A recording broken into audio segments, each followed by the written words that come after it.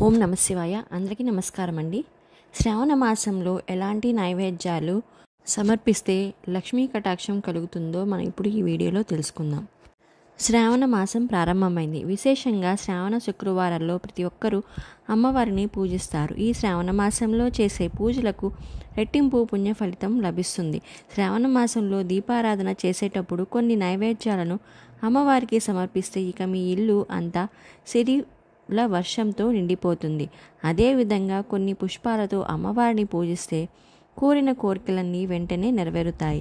కాబట్టి ఈ శక్తివంతమైన శ్రావణ మాసంలో అమ్మవారిని పూజించేటప్పుడు ఎలాంటి నైవేద్యాలను సమర్పించాలి, అలాగే ఎలాంటి పూలతో అమ్మవారిని పూజించాలో ఈ వీడియోలో మనం వివరంగా తెలుసుకుందాం. ఈ శ్రావణ మాసంలో అమ్మవారికి సమర్పించాల్సిన నైవేద్యాల గురించి నేరుగా లలితా సహస్రనామంలోనే ఉన్నది.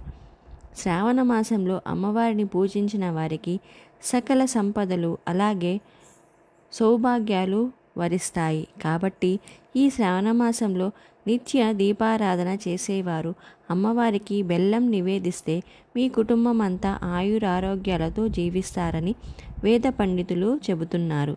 విశేషంగా బెల్లంతో చేసిన పొంగలి అంటే అమ్మవారికి మహాప్రీతి. కాబట్టి అమ్మవారి పూజలో బెల్లంతో చేసిన పరమాన్నం కానీ బెల్లం మొక్కను కానీ నివేదిస్తే అమ్మవారి చల్లని చూపు మన కుటుంబంపై పడుతుంది. మరీ ముఖ్యంగా శ్రావణ శుక్రవారంలో అమ్మవారిని పూజించేటప్పుడు పాలతో చేసిన పాయసాన్ని నివేదించాలి.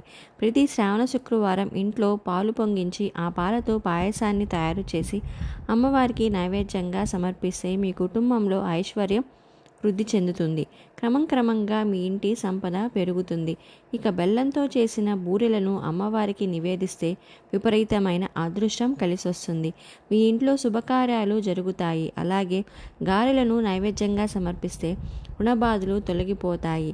కాబట్టి ఆర్థిక సమస్యలతో బాధపడేవారు అలాగే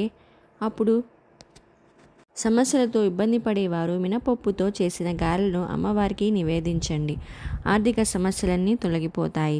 అదేవిధంగా తెల్లటి అన్నాన్ని ఇష్టపడే తల్లి ఆ లక్ష్మీదేవి. తెల్లటి అన్నం అంటే కొబ్బరి అన్నం అన్నమాట. ఆ అమ్మవారికి ఆ కొబ్బరి అన్నం సమర్పిస్తే మనం తెలియక చేసిన పాపాలన్నీ తొలగిపోయి ఆ అమ్మవారి అనుగ్రహం మన కుటుంబంపై ఎల్లవెల్లలా ఉంటుంది. దీర్ఘకాలిక అనారోగ్య సమస్యలతో బాధపడేవారు బెల్లం పానకాన్ని తయారు చేసి అమ్మవారి పూజలో నైవేద్యంగా సమర్పించండి. తద్వారా మంచి ఆరోగ్యం లభిస్తుంది. మీ కుటుంబం అంతా ఆయురారోగ్యాలతో జీవిస్తారు. అలాగే వడపప్పును నైవేద్యంగా సమర్పిస్తే కోరిన కోరికలన్నీ త్వరగా నెరవేరుతాయి. ఇక వివాహ ప్రయత్నాలు చేసేవారు, ఉద్యోగం కోసం ఎదురు చూసేవారు అమ్మవారికి నైవేద్యంగా దోశలు సమర్పించండి. బియ్యం పిండితో చేసిన దోశలను అమ్మవారికి నివేదిస్తే వివాహం కాని వారికి మంచి సంబంధాలు కుదురుతాయి. అలాగే ఉద్యోగ ప్రయత్నాలు చేసేవారికి మంచి ఉద్యోగం లభిస్తుంది. వ్యాపారంలో అధిక లాభాలు రావాలంటే అలాగే ఉద్యోగం చేసేవారికి ప్రమోషన్లు రావాలంటే అమ్మవారికి రవ కేసరి నివేదించండి. అలాగే పెసరపప్పును నానబెట్టి అందులో కాస్త బెల్లం కలిపి అమ్మవారి నివేదించాలి. లేదా పెసరపప్పుతో పాయసాన్ని తయారు చేసి అమ్మవారికి నైవేద్యంగా సమర్పిస్తే అమ్మవారి కరుణాకటాక్షాలు సులభంగా పొందవచ్చు. అమ్మవారికి ఎంతో ఇష్టమైన పూలు మందార పుష్పాలు. ఈ శ్రావణ మాసంలో మందార పూలతో అమ్మవారిని పూజిస్తే అమ్మవారు ఎంతో సంతోషిస్తుంది. అదేవిధంగా ఎరుపు రంగు గన్నేరు పూలతో అమ్మవారిని పూజిస్తే బంగారు వెండి ఆభరణాలను ఎక్కువగా కొనుగోలు చేస్తారు. ఇక తెలుపు రంగులో ఉండే సన్నజాజి పువ్వులు అలాగే మల్లెపూలతో లక్ష్మీదేవిని పూజిస్తే కోరిన కోరికలన్నీ వెంటనే నెరవేరుతాయి. అయితే విశేషంగా వరలక్ష్మీ వ్రతాన్ని చేసేటప్పుడు నీలం రంగులో ఉన్న శంకు పుష్పాలతో అమ్మవారిని పూజిస్తే మీ పూజకు రెట్టింపు పుణ్యఫలం లభిస్తుంది.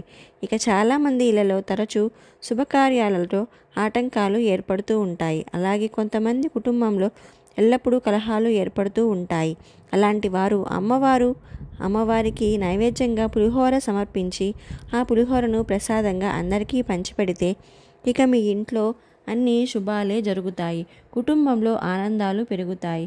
అమ్మవారికి అత్యంత ఇష్టమైన నైవేద్యాలలో దద్దోజనం ఒకటి.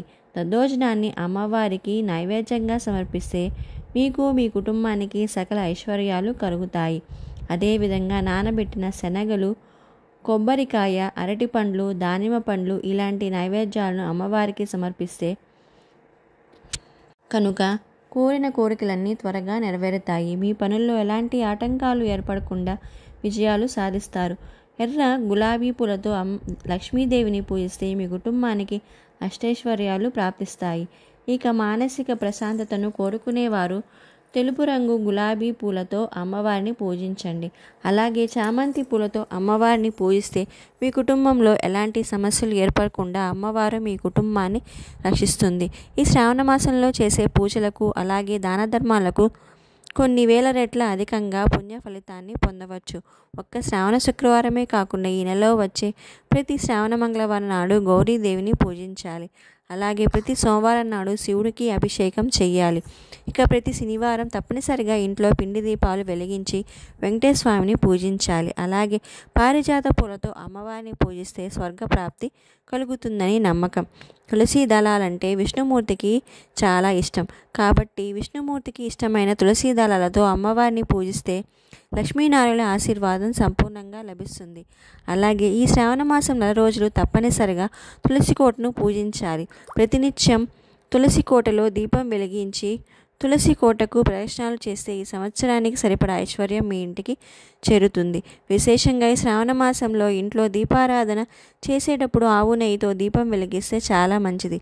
ఆవు నెయ్యి లక్ష్మీదేవికి ప్రీతికరమైనది కాబట్టి ఆవు నెయ్యితో దీపారాధన చేస్తే మీ చేసే పూజకు విశేషమైన పుణ్య ఫలితం లభిస్తుంది. ఇక ప్రతి శ్రావణ శుక్రవారం నాడు ఇంటి గడపలకు తప్పనిసరిగా పసుపు రాసి లక్ష్మీదేవి విశేషంగా అలంకరించి ఇంట్లో పూజ చేసుకోవాలి. విశేషంగా ఈ శ్రావణ మాసంలో తమలపాకు పైన దీపారాధన చేస్తే చాలా మంచిది.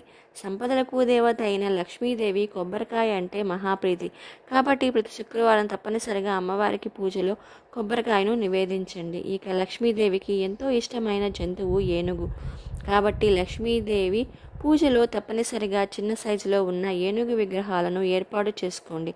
మీ శక్తి కొలది అమ్మవారికి ఏం నివేదించినా భక్తి శ్రద్ధలతో పూజిస్తే అమ్మవారి అనుగ్రహం కలుగుతుంది. ఈ ఇన్ఫర్మేషన్ కనుక మీకు నచ్చినట్లయితే మీ ఫ్రెండ్స్కి షేర్ చేయండి. అలాగే మా ఛానల్ని సబ్స్క్రైబ్ చేసుకుని పక్కనే ఉన్న బెల్ ఐకాన్ని క్లిక్ చేయండి. Thank you for watching.